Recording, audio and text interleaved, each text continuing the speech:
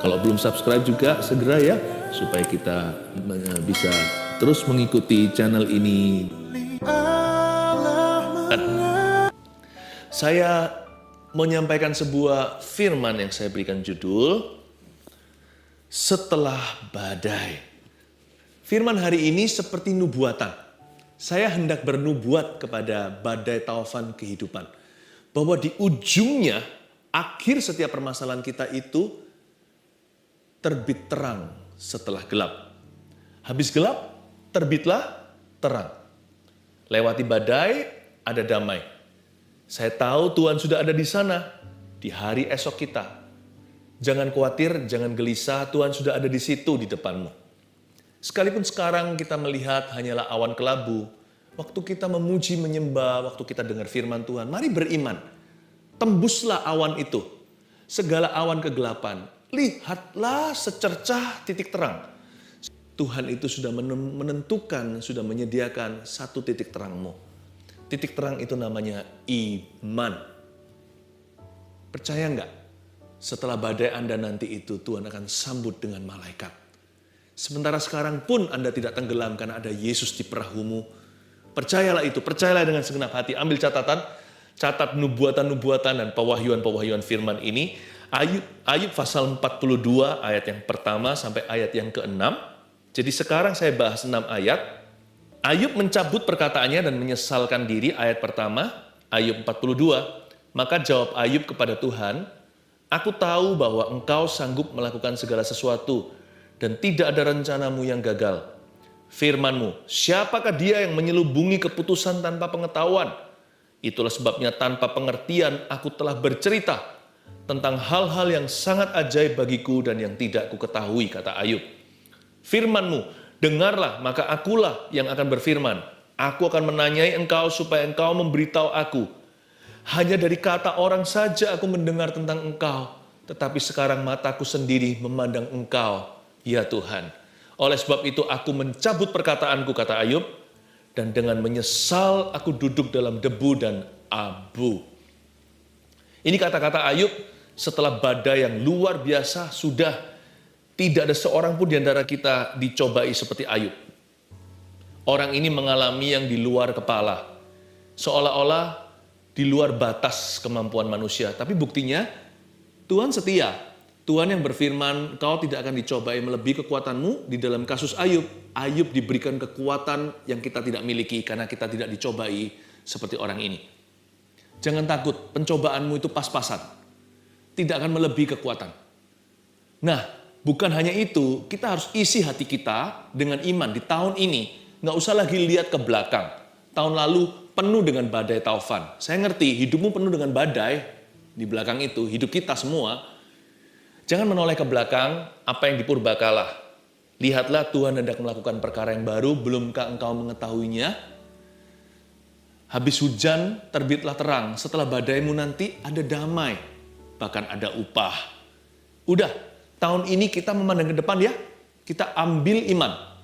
Kita buat keputusan memandang ke atas saja kepada Kristus, di mana Yesus ada bersama dengan Allah Bapa. Kita memandang ke depan, mata itu tertuju lurus di depanmu. Udah jangan ungkit-ungkit yang di belakang situ. Baik penyesalan maupun kemuliaan, Tuhan mau melakukan perkara yang baru, yang fresh dalam hidupmu. Jangan bawa-bawa borok masa lalu. Jangan lagi bawa-bawa segala intimidasi di masa lalu. Mari kita maju dalam Kristus. Tepuk pundakmu sendiri dan berkata, ayo maju dalam Tuhan. Ya. Maka jawab Ayub kepada Tuhan ayat pertama. Aku tahu bahwa engkau sanggup melakukan segala sesuatu dan tidak ada rencanamu yang gagal. Lihat itu. Ayub mengakui dengan mulutnya, ini pengakuan iman. Aku tahu bahwa engkau sanggup. Tahun ini mari kita mengakui bahwa Allah sanggup. Tapi Pastor Philip, tahun lalu saya belum mengalami mujizat apa-apa. Doaku nggak dijawab satu pun juga. Kadang-kadang kita itu hiperbola, membesar-besarkan. Sebenarnya banyak jawaban doa, tapi kita nggak perhitungkan. Karena yang kita inginkan itu tidak diberikan. Atau yang satu-satunya kita fokusi, itu nggak terjadi. Tapi ya sudahlah, anggaplah tidak terjadi. Anggaplah di belakang sana Tuhan nggak pernah jawab doa Anda. Mari kita kenakan iman yang baru tahun ini, oke? Ini resolusi hati. Kita berkata begini, aku tahu bahwa tahun ini engkau sanggup melakukan segala sesuatu, itu imanku tahun ini. Sepanjang tahun, sepanjang segala zaman Tuhan selalu mampu, sanggup, tiada yang mustahil baginya. Tapi tahun ini adalah tahun Yobelku. Tahun ini adalah tahun pembebasan. Tahun ini aku disembuhkan. Tahun ini aku mengalami terobosan. Ini imanku tahun ini Tuhan, bahwa engkau sanggup melakukan segala perkara dan tidak ada rencanamu yang akan gagal. Miliki iman itu. Own these words. Ya. Adopsi kalimat-kalimat ini. Jangan hanya masuk telinga kanan, keluar telinga kiri. Terima di hati, tanamkan, camkan. Ya Tuhan, aku akan akui berkali-kali, ini menjadi pengakuan iman saya.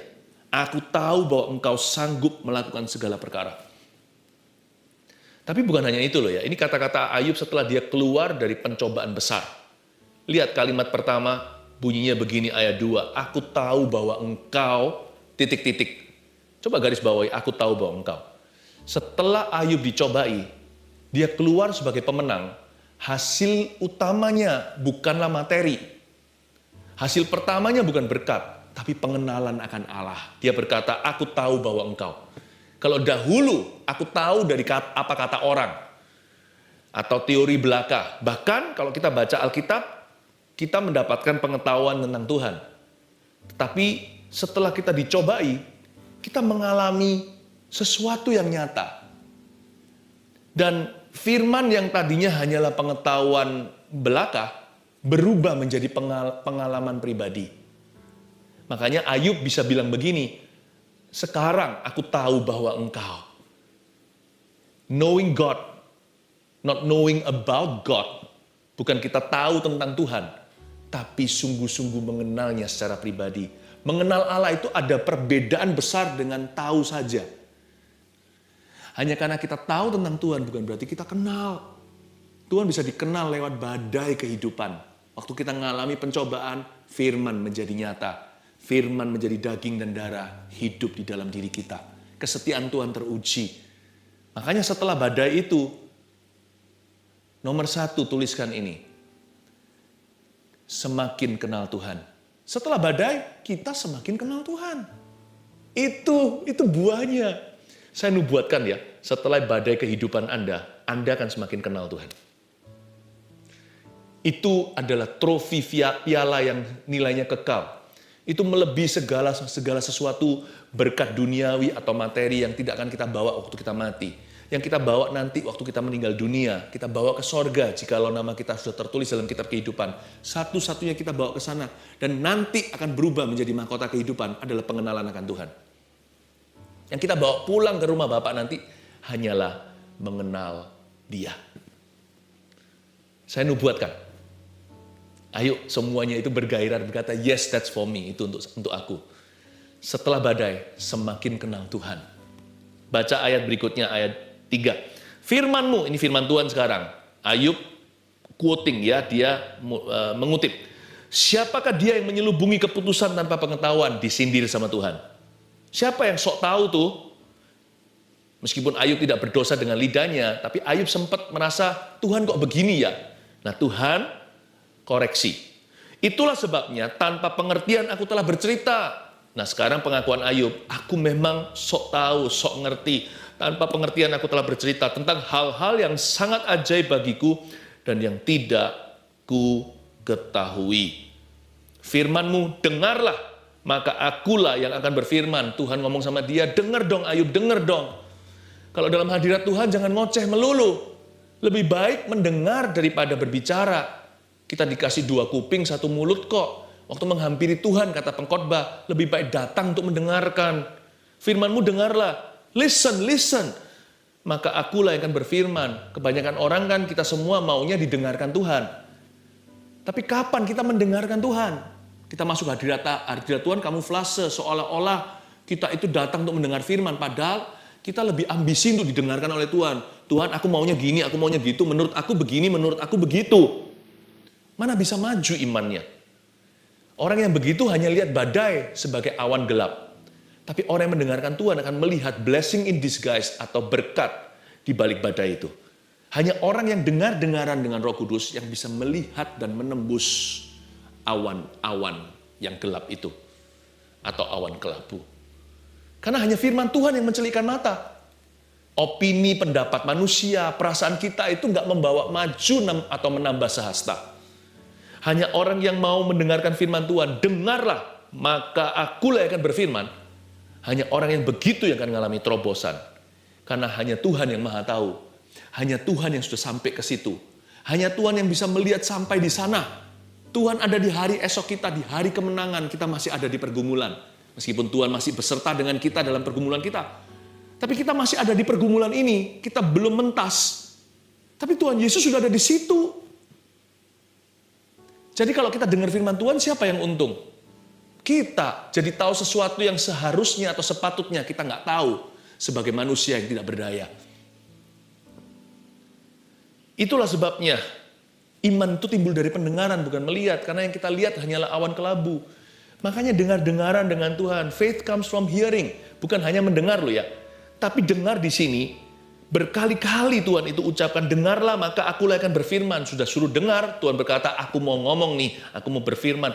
Berarti faith doesn't only come from hearing, but hearing attentively. Iman bukan hanya timbul dari pendengaran semata-mata atau pendengaran saja. Iman itu timbul dari mendengarkan dengan seksama.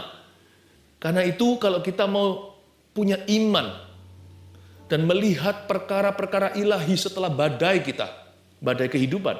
You need to listen to God in the storm. Kita perlu mendengarkan secara seksama Tuhan Yesus selagi kita berada di dalam badai pergumulan. Dan nanti iman akan ajari kita untuk percaya tanpa melihat. Ayat 3b bunyinya begini, itulah sebabnya tanpa pengertian aku telah bercerita. Ayub mengaku dosa, padahal dia nggak berdosa dengan mulutnya. Tapi Tuhan itu saking sucinya, sampai Ayub yang begitu saleh pun merasa berdosa. Dia berkata, Lord, I talk too much. Saya bicara terlalu banyak, tanpa pengertian aku telah bercerita. Dan aku terlalu ngotot, terlalu memaksakan kehendakku. Aku harus tahu sekarang segala sesuatu. My friends, saudara-saudaraku, it is okay to be in the dark if you are in the presence of God.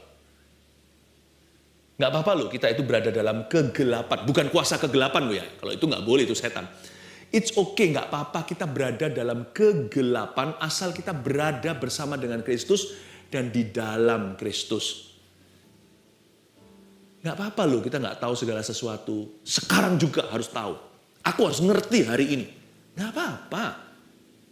Be content, be happy in the dark with Jesus. Kadang-kadang kita cukup katakan pada diri sendiri, aku happy kok. Aku nggak tahu segala sesuatu sekalipun aku nggak mengerti. Asal Yesus bersama dengan aku masih bersama dengan Tuhan. Sekalipun ku tidak tahu apa-apa atau dungu seperti hewan. Ya. Waktu kita nggak tahu, kita bisa ngomong begitu. Pokoknya yang aku tahu Tuhan akan kerjakan menurut firman-Nya. Seturut firman bagi kemuliaan-Mu. Yang ku yakin Tuhan sediakan seturut kasih-Nya padaku. Daripada bingung, lebih baik memuji. Waktu aku nggak mengerti, aku memilih untuk percaya kepadamu. Sekalipun ku tidak tahu. Itulah.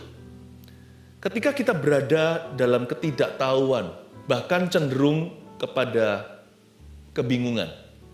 Di situ kita punya pilihan. Kita bersandar pada pengertian sendiri atau tumbuh iman pada firman. Sementara di dalam badai, apalagi waktu keluar dari badai, saya yakin kita semua akan mengalami poin 2. Iman akan tumbuh pada firman Tuhan. Kita akan menjadi dewasa. Tidak lagi sebagai orang yang mudah digoncangkan atau seperti ombak yang diombang-ambingkan. Kita tidak akan menjadi seperti seorang pribadi yang pelin-pelan. Salah satu tujuan badai diizinkan di hidup kita adalah supaya kita beriman kepada Tuhan. Agar kita teguh beriman. Bukankah dewasa iman itu harganya lebih mahal dari emas, perak, dan permata? Iman kita itu loh, mahal sekali. Sebab dibeli dengan darah anak domba. Dapatkan pesan ini, pahami bahwa Tuhan Yesus bisa memakai badai kehidupan untuk menumbuhkan iman. Kenapa justru waktu kita dalam badai taufan, malah imannya kandas? Kenapa kita izinkan rapuh iman? Justru harus makan firman waktu kita dalam badai taufan. Kita justru harus menguatkan iman kita seperti Daud yang mau dilempari hidup-hidup, mau dirajam oleh orang-orangnya sendiri. Waktu di Siklak itu istri dan anak-anak mereka diculik Amalek. Lalu hangus semua kota tersebut. Bumi hangus. Daud justru menguatkan imannya. Waktu kita dalam tantangan, menghadapi rintangan, malahan harus mendekat sama Tuhan, merapat. Mengapa kita malah lari dari Tuhan? Kemanakah aku dapat pergi menjauhi rohmu Tuhan? Malah Roh Kudus nggak bisa mengerjakan sesuatu perkara yang maju. Malah harus rewind, harus setback, mundur berapa langkah untuk menjemputmu. Karena engkau hendak lari. Tumbuh iman, jangan pelin-pelan. Setelah badai, tumbuh iman. Setelah badai, tumbuh iman. Setelah badai, tumbuh iman. Pada firman, bukan pada keadaan atau pikiran. Nanti ya, kalau di badai yang A, kita bisa tumbuh iman pada firman. Nanti badai B, iman kita udah beda. Peperangan kita udah lain. Iman kita hari ini lewati badai. Itu adalah investasi untuk hadapi badai kemudian. Loh, Pastor Philip, akan ada badai lagi ya? Ya pastilah. Di hidup ini kau akan mengalami ujian pencobaan. Yesus sendiri yang ngomong begitu. Tapi kuatkan hatimu, aku telah mengalahkan dunia. Alias berimanlah pada Tuhan. Kalau kita itu imannya kokoh, kita nggak akan atau diulangi lagi ujian di perkara yang sama. Nanti next badai itu ada kemuliaan lebih besar. Dan kita sudah nggak goyah. Ketika kita mengalami pencobaan berikutnya, pencobaan itu biasa-biasa. Setelah badai, inilah buah.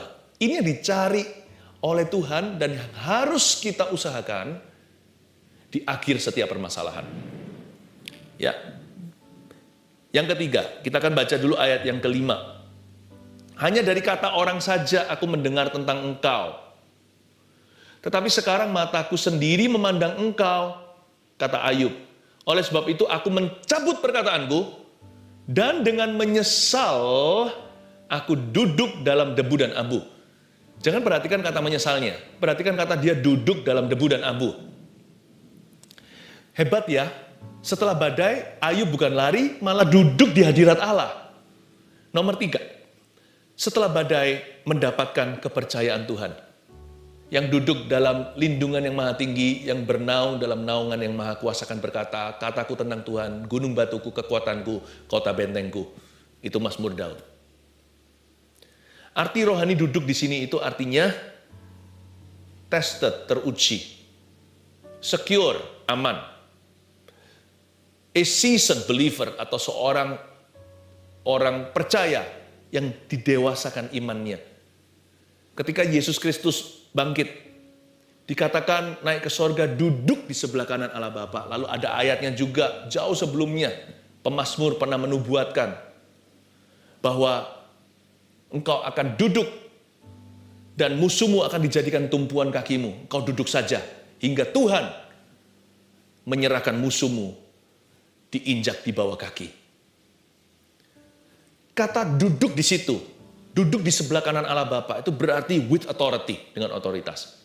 Tahukah, setelah badai harusnya kita bukan menjadi orang yang backslidden, mundur atau murtad.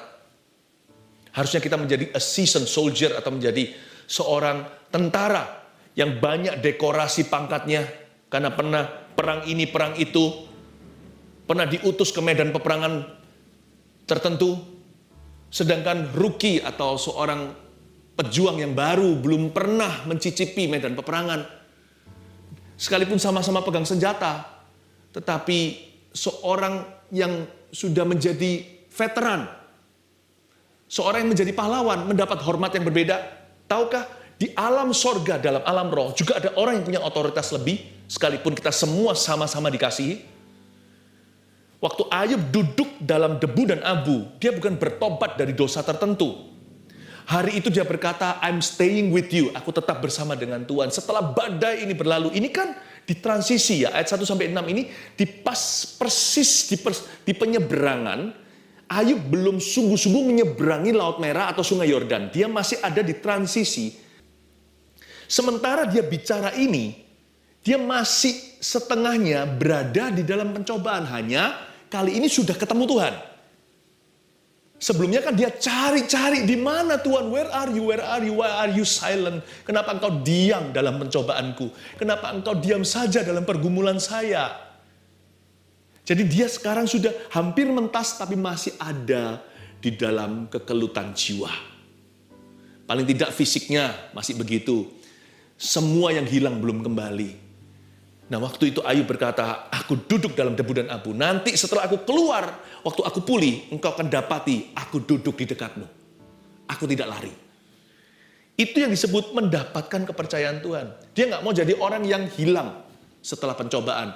Setelah pergumulan menjadi orang yang kecewa sama Tuhan atau kepahitan. Enggak.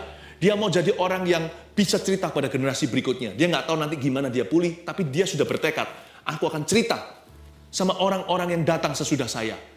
Bahwa Tuhan itu gunung batuku, kota bentengku, penolong yang dapat diandalkan ketika kita sedang bergumul dengan sesuatu. Dia sangat terbukti. Ayub duduk dalam debu dan abu, kelihatan dari sisinya itu pertobatan.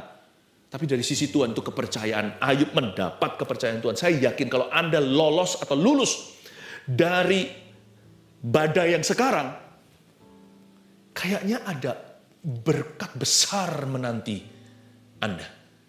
Karena orang kepercayaan Tuhan tidak pernah dihempas atau ditinggalkan.